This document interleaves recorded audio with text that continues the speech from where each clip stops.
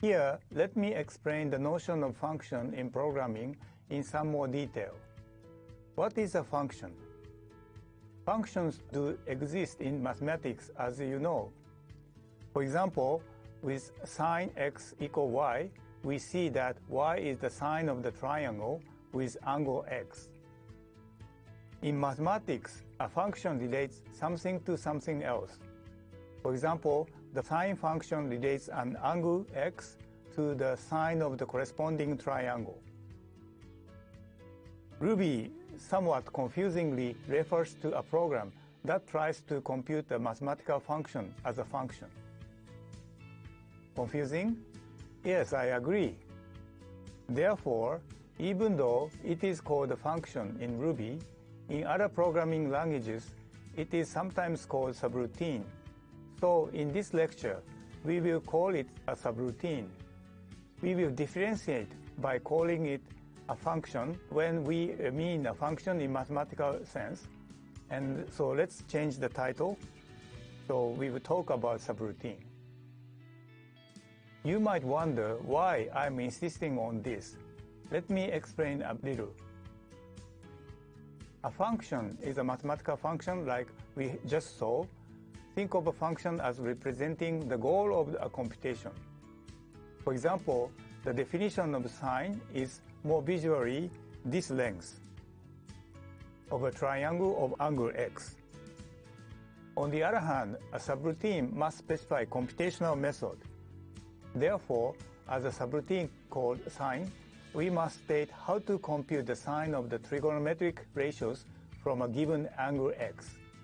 In that sense, when we speak of subroutine, think of including the computational method. Let's consider this difference with one more example. Consider the function square root of x, which is defined as a truncation of the square root of x. Yes, you may feel that it is not so enough for the definition because we don't explain what is square root.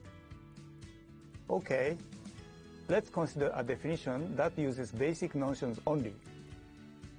How about this? Square root of x is a maximum number y such that y squared is no greater than x. On the other hand, this is the definition of subroutine. I'm leaving out details, but this subroutine basically computes the y mentioned here, the left side definition for a given x, and it returns the value of y. What's the difference? Well, font? Oh yeah, font or typeface. You have good eyes. I'm using two fonts.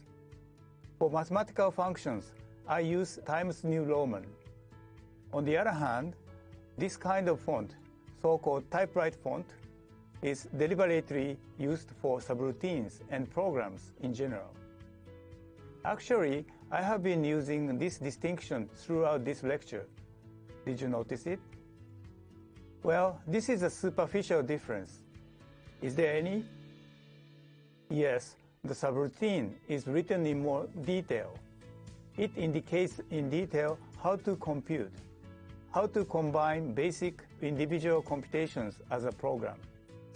This is not given in a mathematical definition for function in general, and for mathematical functions, it is enough to specify the correspondence between the input and the output of the function precisely. No need to explain how to compute the output. This difference has a further meaning. In fact, functions, that is, mathematical functions, have a role in programming.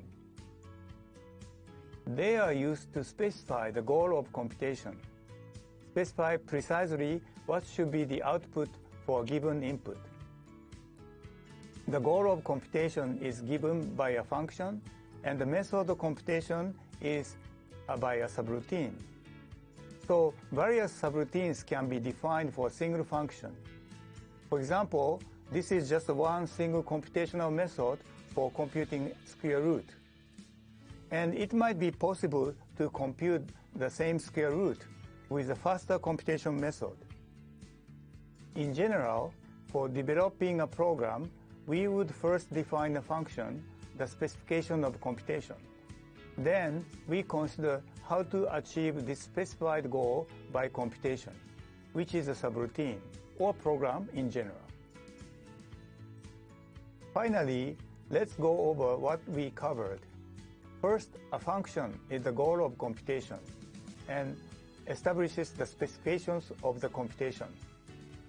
Subroutines are called functions in Ruby, but Ruby function or subroutine establishes the computational method.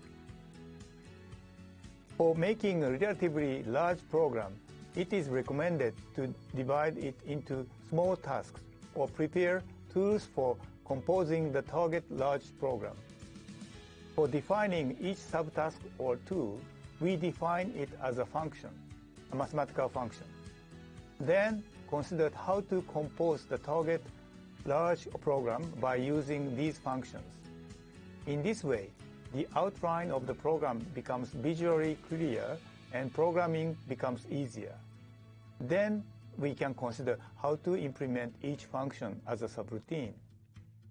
This is a standard programming approach and one of the important programming techniques. Let's summarize how to write a subroutine. You write def, def, and then space until the corresponding end is the definition of the subroutine. The name of the subroutine is written next to def, as you can see. The data given to the subroutine is taken as an argument and variable names such as x, y, z, like this. Then we write return command to terminate the computation and return to the place where the function is called. In this example, the value of variable w becomes the value of the function. This concludes this session.